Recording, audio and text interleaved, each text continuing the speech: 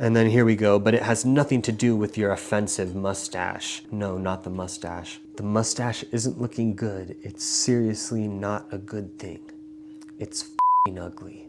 Your mustache is vastly relevant in this treatise. There's a deep lack of integrity somewhere that's appearing as this peculiar mustache thing that's happening. You're going to have to let go of this attitude you have going for you. That's going to start with the mustache, bud. I know these things are difficult to hear. Well, what is up, you guys? Welcome back to my channel. It's me, Anthony, and we are on episode 11 of reading from Differential Geometry by Erwin Kreisig. But today I'm going to get right into reading viewer comments from previous episodes, starting with from last video, which was on the first fundamental form, episode 10. We have a series of comments from Scotty Chen 2397. So we have, okay, this is going to take a while. I might be giving lectures here later. And just right off the bat, I don't think that this person's first language is English, not just by their username on YouTube, but by the nature of how they've written their comments, because it's actually quite a substantial sample of writing. But anyways, also the timestamps that they wrote in their comments, I had trouble correlating them with exactly what they were talking about at some points. But anyways, at around an hour and 10 minutes and 25 seconds, Scotty Chen says, they do know what this form here is. That's what the term element here is referring to. We're talking about how to cut this video down on the quadratic forms. This has unless it's on a general vector space. I'll explain subsequently how one can clean this up so that UR rigor is made less confused. So that's actually not a common error of confusing possessive your, as in like, is this my toy or your toy? Typically, the error that I see people make is when they want to say the contraction of UR, which is U apostrophe RE, and they write YOUR, which YOUR is of course the possessive your. But Scotty Chen here made the mistake of confusing the contraction of UR when instead should have used your, YOUR. Anyways, the difficulty with differential forms is that one doesn't. So your long rambling treatise at the very end to do the canonical calculation, figure out how to organize for this, and the Scotty Chen uses the word treatise here a lot, which I feel like is in an unorthodox fashion. That's another thing that kind of leads me to believe that English is not this person's first language. Also, some of the idioms that they use are unorthodox as well for presumably what would be a native English speaker. And then here we go, but it has nothing to do with your offensive mustache. So I'm afraid we have serious creative difficulties here, I must admit. No, not the mustache. This has mostly to do with these problems that originate in Calc BC regarding one's feeling. There should be serious attempts at rigor here in getting actions. One in particular is desirous of avoiding pairs of examples at a time. Very interesting. Scotty Chen goes on. The redundant is therefore you learn to recognize because you never did actually confident integration in calculus. What a perspective of seeing the correct integration happening looks like. I think where this is kind of going is how in Calc BC you will see something like what is called a Riemannian integral. And that goes all the way through to like an intro to real analysis class in a math major undergrad. But the Riemann integral is not enough, and you need to develop the Lebesgue integral. But that's honestly a gap in my math education. I never took a class on measure theory. Haven't gotten around to really reading it. Everything I just said about Riemann integrals and Lebesgue integrals is about all I know. Okay, so Scotty Chen continues on. No proving here should exceed one's capacity to prove FTC with the differential form. I think that is referring to the fundamental theorem of calculus. So there's truly powerfully bad happenings. The mustache isn't looking good. It's seriously not a good thing. It's f***ing ugly. Which actually is very interesting. This brings me to something we all are familiar with Jordan B. Peterson and his 12 Rules for Life, of course, which I've got on the shelf right behind me. I would say I am in the top 1% of his readers because I've read his books in their entirety, especially Maps of Meaning, which is his first book, which is not for a popular audience, but is more of like an actual psychology textbook. But one of the things that actually stands out the most, that being said, that he has been associated with as saying is the whole men and women have their own dominance hierarchies, and men's dominance hierarchy is centered upon status and access to resources, whereas women's dominance hierarchy is predicated upon youth and beauty, and that these are basically like emergent reproductive and mating selection strategies that have emerged over the course of long periods of time of human evolution, which essentially are proxies for the fertility of the partner, and also take into consideration the quite honestly divergent reproductive strategies of men and women, which are just, you could look at them as outcomes of the fundamental reproductive biology that men and women respectively have. So, like I said, the men's dominance hierarchy comes down to status and access to resources. Women's comes down to youth and beauty. Jordan Peterson originally said that in one of his biblical Genesis lectures. I think it was like his 10th one. So this is like right on the cusp of when he was becoming, you could say, internet viral. And that clip, that soundbite of the two factors for men and women's dominance hierarchies has then, been put in reels, and it's been quoted over and over. Or they play that soundbite in like the introduction to when they're going to give an interview for him, kind of thing. But over the years, I've tried to track down the actual sources in the literature for the support for that assertion, because it makes sense when you look at it from like a high level view.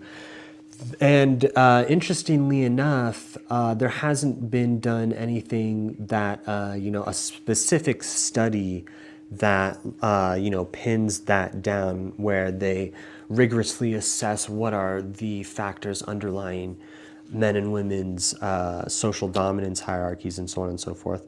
The best I could find was some citations in like an encyclopedia of psychology, where then it had some studies and such, but I don't think Jordan Peterson ever directly cites those sources. So, I mean, it is a contention which is supported by the literature, what Jordan Peterson said, but he doesn't actually cite maybe what is like the mainstream support for that argument. But that does not mean that it's not true. Some of these studies that I've found related to this are, for instance, what is the nature of men's competition and what is the nature of women's competition? And it basically pinned it down to that men's competition tends to favor very like unambiguous, overt, public contests. So a good example I think of would be like a jiu-jitsu competition, because there's points, it's at a specific date and time, and each match is a specific amount of time, and there's a clear, obvious winner and stuff. Even if the points are equal, it goes to a judge's decision. So there's always like, it's unambiguous, and it's a public event, right? People show up so that they can watch. They're taking, videos of it and whatnot. Versus female competition is very covert. It's all under the table. It's very sneaky. It's, you know, very ambiguous, like passive aggressive is hard to interpret when this is going on. And you know, if ever female competition comes to actual like physical violence, then already the competition has been going on for a long time. Versus for men, physical competition often makes men become more friendly with each other after they've had like physical violent interaction. So the example for what, you know, really represents the factors underlying female competition is if you have a small town, let's say, and it's the high school senior prom. So there's only about 30 girls total in this entire town who are going to be going to this prom, but there's only one, say, department store in town that offers dresses. And so you can't have all of the different senior girls going to the department store trying to get dresses at the same time. So what they did instead is they had specific like appointment times that each girl would go by themselves, and the owner or the person working there at the store would note down which dresses the other girls had already selected and would try to, like, you know, guide the girls coming in which dress to pick based upon what had already been chosen. And so going back to the comment here, interesting to go after the mustache, because I would put that in the beauty category. And yeah, it was just like a very like feminine attack, I guess. But anyways, going on here. So that's why I say, like, I feel like this person is not a native English speaker, is because like this was all very unorthodox to me. But I feel like there's good intentions behind this. Anyways, Scotty Chen. I accused you of completely missing the point, though obviously the high in the sky stuff is more attractive in certain sense. I will explain this. That's, like I said, one of those weird usages of an idiom, high in the sky, that is very unorthodox. At about 1 hour and 14 minutes and 9 seconds, this quadratic form means it's true that for the first fundamental form, they define the first fundamental form, the second archaic calculations, and you can't appreciate anything here as contributing to an understanding except through pure flavor. And I'm afraid feeling the various surfaces around you would be more worthwhile of your time in attempting to understand this concept. Very interesting choice language. I'm not sure that anything in the first part of this video, of large densities of this kind of rigor, is to deal with the problematic nature of using this object whatsoever. Wasn't this shown to be a non-existent thing in calculus, nothing more than notation in performing integrals? So that's the point of any technical treatise of this variety, to assess the problematic use of ill-defined things when common logic is seriously hitting a brick wall on itself. There we go again, using the word treatise, and then a weird idiom, seriously hitting a brick wall on itself. Again, kind of a weird usage there. I'm not sure this bitter attitude you have skimming over things is helpful. And then we have another comment from Scotty Chen. Oh, and bro, at 1 hour, 13 minutes and 35 seconds. That's not a representation. That's a curve sitting on a surface, which has nothing to do with projective geometry. This is what I was talking about with having a hard time correlating the timestamps with what this guy was saying, is that I don't think I said that that was a representation at all at that point. But so this is not going to be helping you unless you're training specific mind muscles, which begs the question of, do you want it said to you what the correct attitude is? I don't know what this attitude is. That was just the mind muscles part and the training. I don't know what to say. Again, from Scotty Chen. Your mustache is vastly relevant in this treatise. There's a deep lack of integrity somewhere that's appearing as this peculiar mustache thing that's happening. It's of an eccentric nature. I like how we're associating now my mustache there is an emergence of a deep lack of integrity within me. That's the root cause of the appearance of this mustache. I like how this is getting psychoanalytical, actually. But let's hear more of what Scotty Chen has to say. If its first fundamental form, before you pretend to understand concepts and succession, completely avoiding the point of anything here. This is more a tutorial on history than anything having to do with mathematics. And that, I would say, is a fair criticism. That's the lack of integrity. And it has emerged as my mustache. If you ever step foot in the various representations of geometry by geometry, you should be going in detail.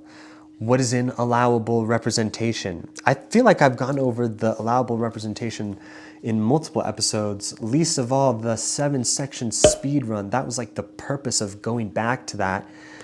After having, a few episodes going into like one of the problems specifically, and then I did the osculating plane episode. Anyways, from the perspective of someone who actually understands the theory, the only representation held explicitly in intuition is line by point. So this kind of thing may or may not help. Reading things to develop flavor. Again, unorthodox usage. Develop flavor, what? Before you can do basic ass shit. But you have an attitude that is not going to cut it. You're going to have to let go of this attitude you have going for you. That's going to start with the mustache, bud. I know these things are difficult to hear. And thank you, Scotty Chen, for your comments, and for, it seems like you spent the time to go all the way deep in one of my 1.5 hour long videos. So you are already part of an elite group of probably like 30 to 50 people from what I've picked up from the analytics who actually watch all the way through on the video. I think, if you want me to get rid of the mustache, you can actually have access to this fantasy sooner. I uploaded a video a few years ago called I Shaved My What, which I actually, in that video, spoiler alert, I shave off my mustache. So if you're watching this video and you're like, wow, I hate that guy's mustache, I want him to shave it off, you can go back to that video. I'll probably link it above right here, right now, somewhere, if I haven't already, and you can go watch it. And so thank you, Scotty Chen, for your comments. Also, I will try to do better at not just making these about the history of math, but go into the rigor. But I want to address that. And also partly why I call these a differential geometry reading stream at all. So like, this is not a podcast and this is not a lecture either, because I am literally just verbatim reading a math textbook that some other guy wrote. And like I said in the very beginning of this, I'm not a mathematician. I'm not claiming to be one. I did not go to grad school for mathematics. Okay, yes, I did get an undergraduate degree, but in applied mathematics and statistics, and there was a very computational element to it. It was very related to like computer science, right? So that it was not a pure math undergrad degree, right? But I know about proofs, proof writing. I took, real analysis, abstract algebra, linear algebra. Didn't take, like a graduate linear vector spaces class. Didn't take measure theory, like I said. I didn't take differential geometry either. This is the first time I have gone over any of this stuff. But being that I have taken all that other stuff, went to grad school for something not in math, I still think math is cool, but I don't want to do Project Euler problems all day. You know what I mean? So I was like, you know what?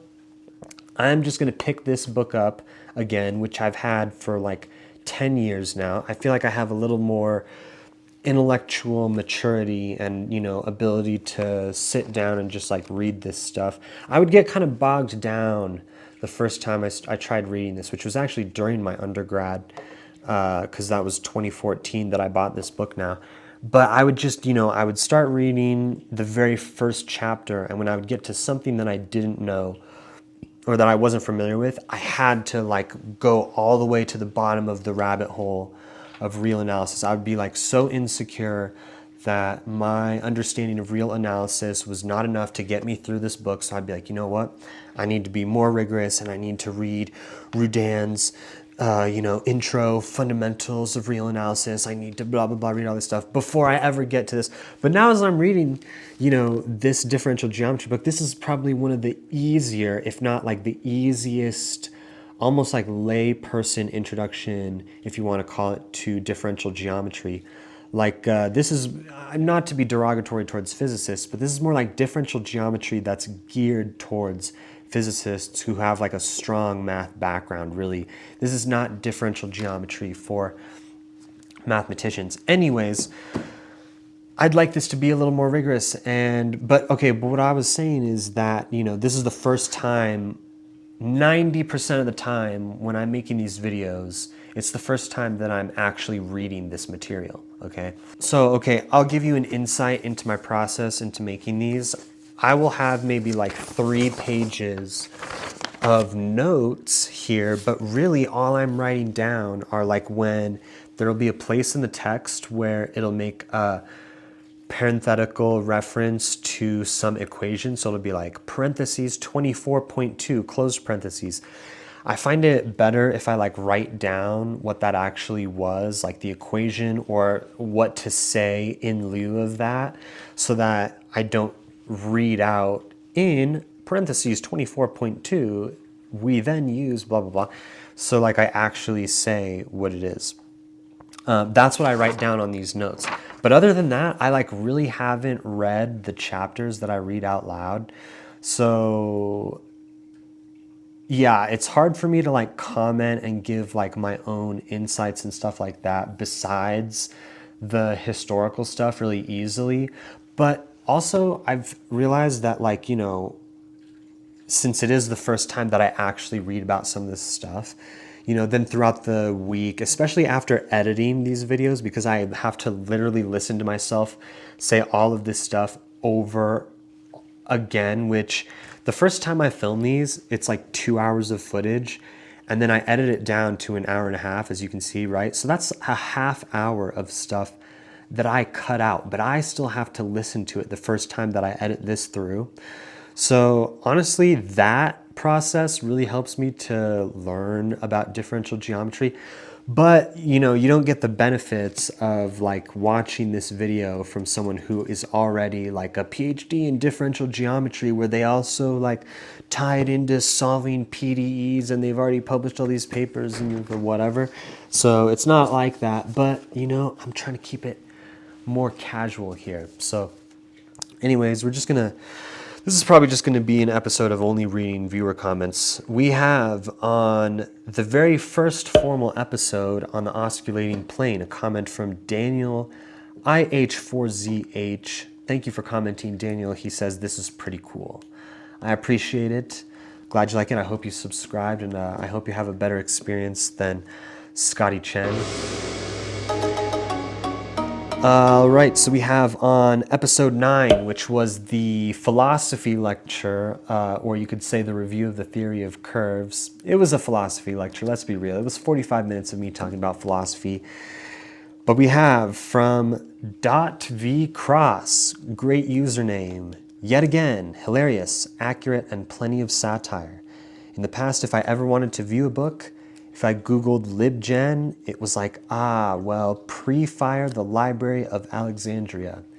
Definitely. Isn't it a great time to be alive, to be able to read all this stuff on the internet and, not have to travel somewhere, buy books in a weird bookstore that you had to know about beforehand, and then have all the trouble of lugging them back to your place. And, you can just download PDFs and stuff instantly online nowadays, so.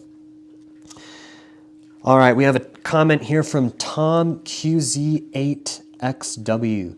This is actually the Reader Viewer Comment Award for the week, because we have Tom saying that CINF just means infinitely differentiable and smooth over its entire domain. Thank you, Tom. These are my favorite kinds of comments, of course, in addition to comments like Scotty Chen's. I appreciate the comments that, keep keep things on point. This is referring to a part where I was reading from the Kuhnel differential geometry textbook, which is on a little bit higher of a level than the Kreisig book, as I've mentioned previously. And with that goes a little more intensive use of the notation, which I did not go over enough before I was reading from that textbook. So thank you, Tom, for keeping me on my toes. You get the reader viewer comment of the week award. But then we also have from now an OG commenter of this series, VanDerHaegenTheStampede. I think we have 2 comments from him here, which I wanted to read out. The one that I give him the co-award for the viewer comment of the week is the one about metric and topological spaces, which again, keeping me on my toes. That's why I like these kinds of comments. We have from VanDerHaegenTheStampede. 1. Every metric space is automatically a topological space with respect to the topology induced by its metric. Yes. 2. However, not every topological space can be equipped with a metric that induces its given topology. For example, the uhhhhhh metrization theorem implies that if a space is not Hausdorff, then it is not metrizable. See the Wikipedia article Separation Axiom, which has lots of definitions. Just always killing it in the comments section. I recommend all of you guys read VanDerHaegenTheStampede's comments below in the videos if you haven't already, because I learned things from the things that they comment. Like the other day, the one about envelopes and stuff, tying it in with physics. I really appreciate these kinds of comments on my videos, including the comments by Scotty Chen. I also appreciate Scotty Chen's comments. And we have here another very worthwhile comment by VanDerHaegenTheStampede. Some notes on completeness, compactness, and connectedness in the context of metric spaces. Could you share your thoughts about those points? They have more to comment, but my reply real quick was basically that these properties of metric spaces are brought up with respect to real numbers because these concepts endow real numbers with the mathematical structure to more precisely discuss notions of continuity and differentiability and more beyond how Newton introduced them or how they were handled around Newton's time to a more quote-unquote modern understanding. So these, in my estimation, these concepts were basically at the root of arguments of what people like, Riemann and Lebesgue were all talking about when they were advancing analysis to a more modern state. But to go back to VanDerHaegen, that's just my, whatever opinion. But going back to VanDerHaegenTheStampede's comment, 1, completeness ensures the existence and uniqueness of geodesics, which are curves that locally minimize distance. Actually, that is a future chapter in the differential geometry book, if we ever get back to reading from the book, that is. 2, compactness allows for a more systematic analysis, such as proving the existence of solutions to differential equations and the formulation of theorems. Compactness is crucial to the Gauss-Bonnet theorem as it relates curvature and topology. While the Gauss-Bonnet theorem deals specifically with Gaussian curvature, the fundamental theorems of vector calculus, such as Green's theorem, Stokes' theorem, etc., address integral theorems. Despite operating in different contexts, there are insights into their relationship. And 3, connectedness ensures that any 2 points can be connected by a continuous path. A direct consequence is that any continuous map must preserve the connectedness of the space. This could be interpreted as a generalization of the intermediate value theorem and all its special cases and consequences, Rolle's theorem, Taylor's theorem, Bolzano's theorem, and the mean value theorem. And I love that. That was just like a great summary of some high points from concepts in real analysis. So thank you everyone for your comments. And also I did that poll on the community section on my channel where I was asking you guys, what do you prefer? 2 20 to 45 minute videos every week, or 1 hour to 1 hour and 30-minute long video every week, or 2 videos, one that's an hour to an hour and a half long, and then the other one which is 20 to 45 minutes long. So there were 6 votes, 2 votes for each option, but there are 2 options which I'm interpreting as being in favor of people wanting 20 to 45 minute long videos weekly, that they would be down with that, not just like a single hour and a half long super video every single week. But people are still interested in the super long hour to hour and a half minute long videos, I guess. So I'm just interpreting this as we're going to do more short videos kind of like this throughout the week, but I'm also going to do a reading video. So that's what I'll get into now. See you guys, I guess, in the reading video.